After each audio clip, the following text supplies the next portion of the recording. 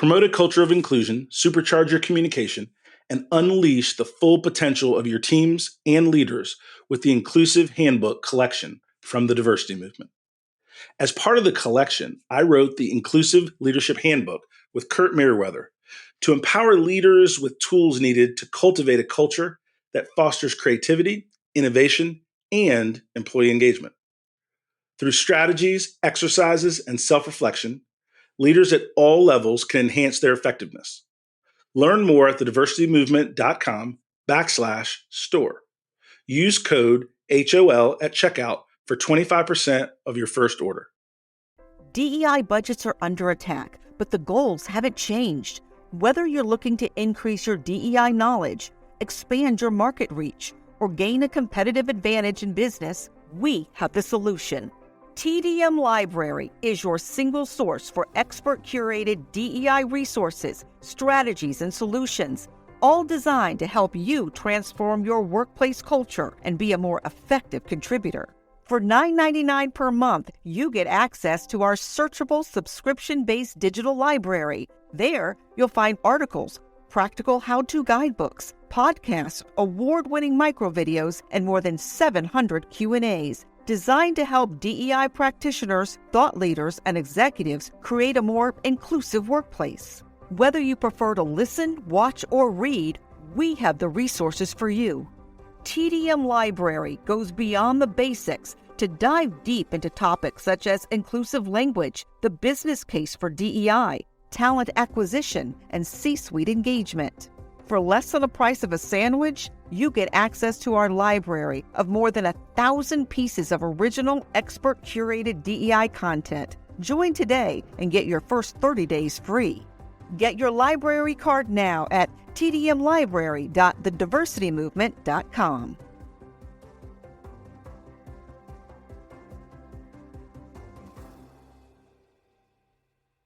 You can't stop me, nothing's gonna stand in my way. Nothing. I'm gonna fly higher. I'm gonna fly higher. Welcome to the Hustle Unlimited podcast with serial entrepreneur Donald Thompson. You are listening to episode 10 of season 2. I'm Jason Gillikin, CEO of Earfluence and producer of Hustle Unlimited. Today's episode is going to be a little bit different as we have Donald Thompson as a guest, which we've done before, but this time we have a different host, Meghan Hockaday, content strategist at WalkWest, where Don is the CEO. Meghan asked Don some great questions, some fun questions about who his mentors are and what they taught him, why he doesn't like the term work-life balance, some of the strategic partnerships at WalkWest that he's super excited about, and the craziest thing he's done for a client. So let's get right to it today. Here's WalkWest CEO, investor, speaker, mentor, advisor, and all-around hustler himself, usual host of the Hustle Unlimited podcast, Donald Thompson, with today's host, Meghan Hockaday. So hey Don, how are you doing? Hey, I'm doing amazing. And you have a history of helping companies win and excel. What is the craziest thing you've ever done for a client? The craziest thing I've ever done for a client or in a client meeting. About a year and a half ago, we were very fortunate to be in a pitch with a $100 million company, and for us as a small growing firm was a big deal. It so happened to coincide with our company Halloween party. And I went to this meeting with who's now a customer, we did win the business, as the Black Jon Snow. And I mean the full get out. I mean the hair, the sword, the boots, the big jacket. And it was priceless to see the client's face at the start of the meeting. But it went well, and we ended up winning the business. That's amazing. So is Game of Thrones your favorite TV show? Game of Thrones is my favorite TV show of all time, no close second. What's your favorite thing about it? The favorite thing about Game of Thrones is really the strategy around it, right? There's a lot of shows and movies and really life, but really we're all chasing something that we want. And in any environment we're trying to figure out how to win, there's politics, there's potholes, there's people that say they're for you, but they're not. There's danger if you make the right decision, and there's life or death if you make the wrong one. And so Game of Thrones was both interesting, it was very well written and all of that good stuff, but it really was a microcosm of, unfortunately, what real life is about. And there's some treachery out there. And you can have good intentions, but if you don't keep your eyes open and your ears open to people who don't have good intentions, you could lose in the end. So what has been, speaking of those potholes, those challenges, what has been some of the top things you've needed to succeed in business so far? So a couple things in terms of succeeding in business that I hold dear. Number one is being able to be coachable. At this point in my career, I mentor and coach others, but really the question was about how I grew in business and achieved some level of success. It's been able to make knowledge, education, and experience that I did not have attainable through relationships with others so I could still win in the battle that I faced, even though I had to lean on the experience and wisdom of others. And speaking of being coachable, how did your time growing up as an athlete, being a college athlete, affect your mentality toward business? So being a college athlete affected my mentality in a couple ways. Number one, if you're playing anything at a high level, and that's football, that's basketball, that's if you are in the theater, if you're a musician, if you're doing anything at a high level, there is a lot of competition, which means you're not always going to be the best, which means you're going to fail, which means the practice is going to be hard, which means you're going to have to push through when you don't want to because the goal you want to attain is so much greater than the work you have to put in. You're willing to put in the pain because the promise of that fruit at the end of the day is so much bigger. So what I learned from sports is to be able to get knocked down and get back up, that you can't do anything significant as an individual performer, that you have to be willing to be coached. Your best coaches are going to be the ones that you like the least on many days. But you're going to look back over the years and say, wait a minute, that 5 a.m. winter conditioning, those drills again and again, even though I was tired, that weightlifting after hours, and then I still had to go to school and study, it was all worth it because I was a part of a team of champions that did something great. Yeah. That work ethic is a huge deal in this industry. Absolutely. What do you think is the truth behind the idea of work-life balance? I love when people talk about work-life balance, and I have this like CEO thought bubble, right? Mm-hmm. So people sit with me in an interview and they're like, Don, tell me about work-life balance at your company. And then I'm thinking in my mind, I was like, you know what? Most people want the balance and the fun part. They actually forget the work part. Mm-hmm. Work-life balance means that you're given everything that you have within the constraints of that job, whether it's 40 hours a week, 50 hours a week, et cetera. I don't really believe in work-life balance as much as I do work-life integration. So what I mean is if you have kids and you've got a tea party with your daughter in the second grade, you should go do that. You should create an environment. You should work for people that think that 10 a.m. appointment at the elementary school with your second grader is as critical as anything we're doing at work. But then when your kids are down, you might need to get on that laptop and finish up that 2 hours of work. That's work-life integration. Some people from time to time think that the company is the only stakeholder that has to give in that relationship. That I've got to go do something for my family. My car's in the shop. I've got to go do that. I don't feel good because I was out drinking last night, so I'm going to show up 2 hours late. I think the integration makes it a two-way street, and I'm all for that. I'm all for people incorporating family and life and friends and faith into what they do in a work situation. But you got to remember, in order to succeed wildly, you got to produce results. So you can't let that balance keep you from producing at a high level if you have big goals and dreams professionally. How do you think Walk West, as the fastest growing agency in North Carolina, displays that work-life integration? The work-life integration, I think one example is we had 3 ladies in the same department go on maternity leave all at the same time. Mm-hmm. For us, that was a big challenge because these ladies were all high performers, not just good performers. I mean, top performers. And we created a program both in the maternity leave that they needed and deserved to take with their time and family, but more important, the ability for them to come back into the organization at a time that worked for them and their family. And then when they came back in their organization, knowing that over the first 3, 6, 8 months of being a new parent, they were going to need some flexibility as they reemerged into the workplace. Our ability to give them that space, their ability to keep their standard high, was a great partnership. And that's something that I think Walk West really stands for, is we want a partnership with our employees. Yeah. In employee situations that didn't work out quite right, people thought vacation was something that was to be taken, but the work they left behind didn't need to get done. Right. In partnership means you're going to make sure that your work is done, ready to be handed off to the team that's going to do it while you're on vacation, so you can enjoy your well-deserved rest, but the company and the client don't suffer because you need to take a break. That's the kind of partnership we're looking for and that we have with our employees now. We're very excited about that. Yeah. And speaking of partnerships, what are some strategic partnerships you have that you're really excited about right now? Good question. So I'll talk about one that's coming. Some of them we can't really like publicly just jump out and talk about, but there's a company called LCI Technology. And it's run by a good friend of mine. His name is John Samuels. And it just so happens that John Samuels is legally blind. And he's built one of the most powerful technology companies in the Research Triangle Park. And what his team does is they do accessibility testing for websites and mobile devices. They're partnering with Walk West so that the websites that we build have digital equity. And so that means those that do not hear, those that do not see as well, can still leverage these technologies in a powerful way, just like those of us that are blessed with all of our eyesight and our ability to hear and all of those different things. And so that partnership with LCI Tech, I think, is pretty powerful for us. That's amazing. And what would be your dream client for Walk West if you had to describe their dream client? Let me give you a type of client. Sure. Right? Because there's more than one client that would be a dream client. Right, but let me give you a totally. type of client.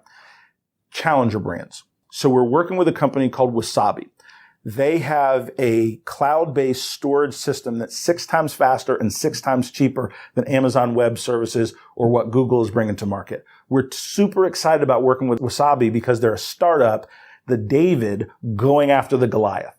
That's the perfect client for us because we're super excited about that. We're super excited about the work that we're doing with Republic Wireless, $100 million wireless company that's going after the AT&Ts of the world. It's going after the Verizons. They're a great company that more people need to know about. And our job is to create that awareness that turns into action, that turns into income for them to grow their business. But they fit that challenger brand because they're the David going after the Goliath in their industry. We love clients that are doing well in the marketplace, but our marketing services, our digital services, our communication services can help them go after the big guys in the space that they play. That's awesome. What is a little known fact about you? A little known fact about me, that I'm a total introvert. That people would not believe the fact that, I have an outgoing personality. I portray strength and enjoy people very much, but I'm okay being by myself. I get recharged and refueled by reading a good book, by going on I would say a jog, but like a walk, Same. like a jog, walk. Yeah. But I do have a dominant introvert personality. And I think that it's helped me in that being a CEO, being a business leader, pretty much every day, somebody is not happy with me about something. And I mean, it's like every day for like 20 years. Because somebody that you're working with, you've got to critique or coach a work product that they've put a lot into, and you've got to give them some guidance. At some point, you're having conversations with clients or partners that you need to work on and tweak some things a little bit. It is a lonely place as a business leader, but it's a fulfilling place as you help other people become better. But you can't coach people to greatness being the life of the party all the time. Sometimes you've got to really sit with people and let them know the gap between where they are and where they need to be and where excellence lives. And that's not always the easiest situation. And so a lot of times as a leader, you have to spend time alone because you're the only one that can really understand all of the different things you're processing about an organization. What does it look like for you being introverted, having to be a public figure and doing all these speaking engagements and conferences and things like that? So being introverted doesn't mean I don't have a lot to say. True. Very, very true. I have lots of opinions. But it is work because I don't crave the limelight. I have to have a focused motivation as to why I'm going to do the speaking engagement. So usually I don't speak about things just for fee. I speak about things that matter. I speak about things that are going to help people move to the next level. And so it has to be about a topic like diversity and inclusion that I feel passionately about, like entrepreneurship that I want other people to be willing to take that risk to chase their dreams and goals. And so when I tie that mission to the act of needing to be a more public individual, then I will suppress the fact that I'd rather be by myself sometimes because I have a duty. So my cause motivation or my duty and responsibility motivation are stronger than that introverted kind of personality for a few hours. But after doing it, I like to go find a book. I like to go watch something on Netflix and watch some Game of Thrones and just hang out. Totally. So you mentioned about being a CEO, you were having to tell people things they don't want to hear. You're having to give constructive feedback and criticism. What is the best advice or constructive criticism you've ever received? Oh man, that's great. What is the best advice or constructive criticism that I've ever received? Your business career will be long. Make sure you do things with a high level of integrity all the time, because you are never going to be able to outrun your network and people that know you, that know each other, and what you put out there in the ecosystem will come back. So if you put good seed in the ground, you're honorable, you're focused on delivering on the commitments that you promise. When you don't make a commitment, which sometimes happen, you do everything that you can to fix it and make it right. That kind of integrity in business allows you to build a brand that's lasting versus kind of being a one-hit wonder, so to speak, in business. And so that biggest coaching point from Grant Willard, my mentor, was very important. I'll give you the situation when it occurred. We had a client in the technology space that was under some significant duress, and we had the technology they needed to overcome an obstacle. As a young salesperson, I had the ability to charge them double or triple what the market was because they were in distress and they needed our services. And I remember Grant pulling me aside and saying, Don, do you want to win this customer or do you want to win hundreds over your career? We don't need to overcharge this client at that level because we can. Just because you can do something doesn't mean you should do something. It's a small business environment that we're living in the technology space. What do we want our brand to be like? And then he just paused and he said, I'll leave it to you with what you need to do. What? That's terrible, right? Like, I was like, you just told me what I was going to do was radically stupid. And then you gave me permission to be radically stupid if I wanted to be. And so I reflected on it, and obviously I knew that the right thing was to charge the client a premium because they wanted us to work faster, but not to overcharge them because I could. And that was a very, very powerful lesson in terms of what you do when no one's looking. And that stuck with me all the time because I'll tell you, when you're a CEO and the decisions, and it's not just a CEO, it's a leader, it's a parent, it's a pastor, it's anybody in a level of leadership. In order for me, 25 years in, to be able to lay on the pillow every single night and sleep well, I have to make sure I've done things to the best of my ability every day. It doesn't mean people will like it all the time. It doesn't mean people will appreciate it and respect it all the time. That I feel like I operated with a level of integrity that my mom and dad would be proud of.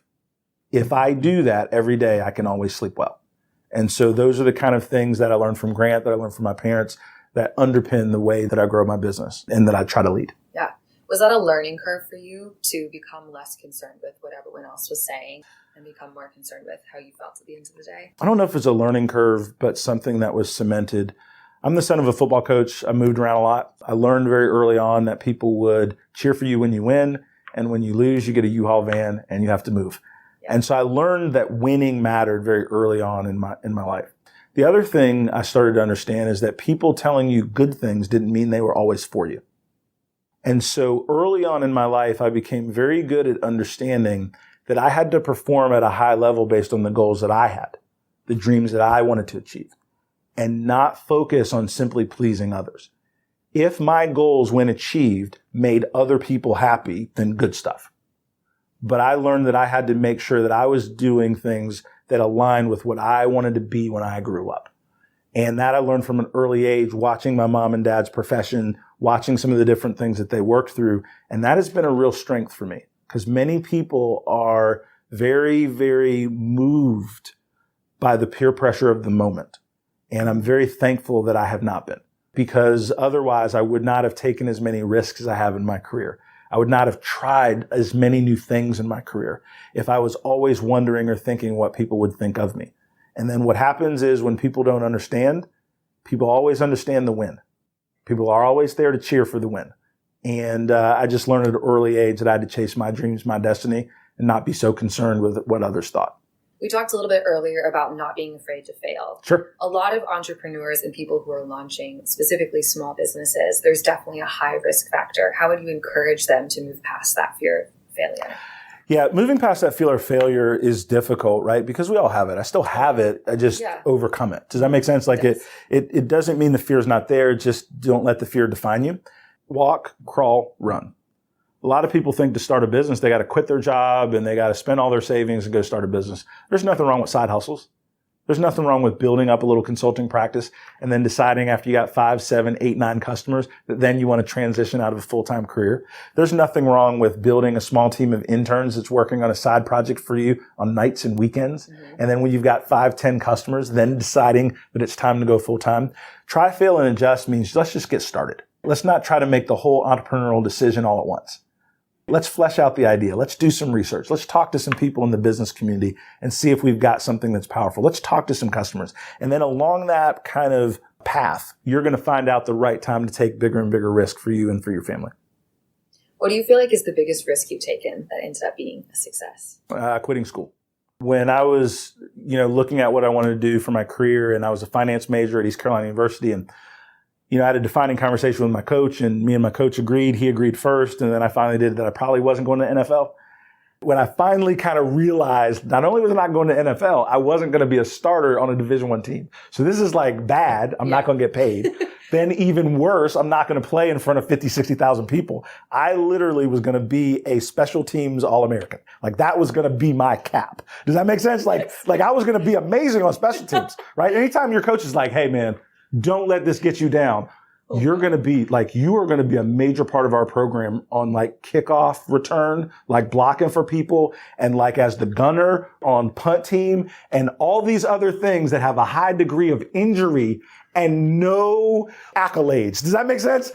Hard work, no press. That was my future. Yeah. I was like, I quit. I can't. This shit's too hard.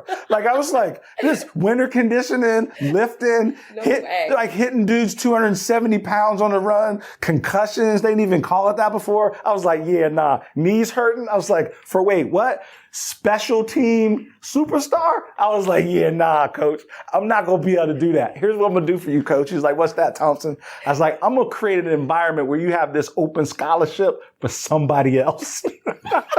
Because I can't do it, man. It's just too much pain. And so anyway, I stopped playing football, which was the right decision for me because it was too much work for the reward at that point. I had gone as far as my talent could take me. And I wasn't mad about it. I wasn't upset at the coaches. There was just too many guys that were better than me. And there wasn't a way to overcome that in a period of time to change that up. And so I had to come to that realization, and that was painful. That really hurt. It still makes me mad now. It hurt. But then I was like, I don't really like school. I'm trying to get paid. If I'm in school and I don't have a scholarship, that means I got to pay them money. If I go out and get a job, that means I get money. So how about I go get a job till I figure out what business I want to start so I can work on the get money part of my life. And that to me was a simple rationale. And I knew I wanted to do something in sales. I knew I wanted to do something in entrepreneurship. And none of that required a 4-year degree. It required an opportunity, it required some hustle. And that was a big risk though, 25 years ago. Now it's not such a stigma not to have a college degree. 25 years ago, I had a lot of people that would not even take my resume because I didn't have a 4-year degree. It didn't matter if I could do the job or not. It didn't matter that academically I got accepted to Wake Forest University, that academically I was top 10 in my high school class, that academically I was very, very smart. I could pick up or learn anything. No one cared about any of that because I didn't have a piece of paper like everybody else. So I had to go through 50 interviews to get the 3 offers that I got when someone else might have had to go through 5 or 10 or 15. It's fine. It's the path I chose, but it was a big risk. And I'm glad that I took it because it removed any level of entitlement that I had. I knew based on the cards that I was dealt and some cards I chose myself that I was going to have to work twice as hard, 3 times as hard, 4 times as hard to get those opportunities. And so when somebody gave me an opportunity, work ethic, hustle, learning, they didn't have to worry about that. I got you. I was willing to put in the work. Yeah. What was that first job you got? Well, that's a good story. I was a security guard. Right out of school, I was in charge of the keys. I was a Dollar General store manager and thankful for that because that company did give me an opportunity to be in management, even though I just had a lot of keys and I was the head cashier for real, but I was a manager and they gave me responsibility for a multi-million-dollar store after I went through the training. And they did see past that pedigree. And they gave me a chance. And so I worked at Dollar General for about 2 years and learned how to deal with people from a leadership standpoint, inventory, profit, loss, all of those little things as a store manager. I said, wait a minute, this is like owning my own little business. It's not my store, but I treated it like it was my store, right? And I said, what if I had my own company? I could really do something special. And so I took a lot of the learnings of responsibility, even though I knew I didn't want to be in retail. So that was one of my first early jobs. Outside of the security guard thing. We'll talk about that another time. That sounds so fun. Yeah. Yeah. You've mentored a lot of people in your career. Mm-hmm. Which mentor in your life has affected you the most? Certainly, I mentioned Grant Willard, my mentor and good friend. Grant hired me as employee number 7 at the software technology company. And the reason that I took the job is he promised me, I'll help you be more than just a sales guy. I'll teach you the technology. I'll teach you the business. And so I'm forever grateful for that. Another powerful mentor is my mom and dad. And they just would not allow me to have small goals. Mm-hmm. I'll give you a quick story about my dad. I'm 48 years old now. Okay. I play competitive racquetball. And so this recent tournament, me and my partner were playing doubles. We won the elite division. We're so excited about it. Right after that match, after an hour-and-a-half match, I had to go back and play another division in the finals 7 minutes later. So I'm talking to my dad about it, and I said, Dad, the other guy beat me. I was tired from the first match. And my dad goes, so wait, you're making an excuse that you weren't in shape enough to play back-to-back, and I'm supposed to be good with that? And there's silence on the phone. I'm 48. This shit happened last week. This is not, and so I'm listening to him and I go, yeah, right, you're right, man. Yeah. I'm going in 20 pounds lighter the next one. My parents just didn't deal in excuses. Yes, my parents are African American. Yes, they had to deal with discrimination. My parents taught me to win with the cards you're dealt. That there's no reason you can't succeed as long as you can get on that field. And it doesn't matter if people are trying to hold you back, then that just means you got to be stronger. And that was something that I've internalized in everything I do, which makes most of what I'm trying to achieve not that big a deal. Because I look at it from the frame of mind of I can versus I can't. And I look at obstacles that people put in front of me as an opportunity for me to demonstrate that I'm excellent. And I just embrace it. It doesn't mean I win all the time. It means I try really hard. It means I work really hard. It doesn't mean that you win all the time. It means that if I fall down, if I get knocked down, lick my wounds, cry a little bit, a little bottle of wine, whatever, and go back the next day and hit it. And that's the only thing that makes me different. Not smarter than most people, but probably mentally tougher. I don't look at what I don't have. I'm so thankful for what I do have. I get up every day thankful about what I've got.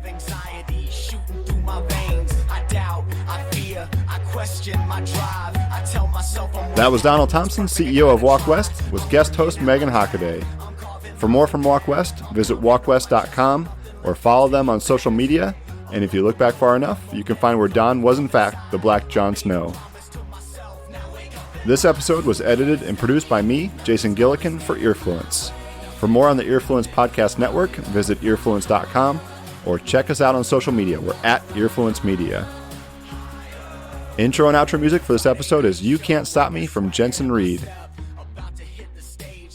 Thanks for listening, and we'll see you next time on Hustle Unlimited.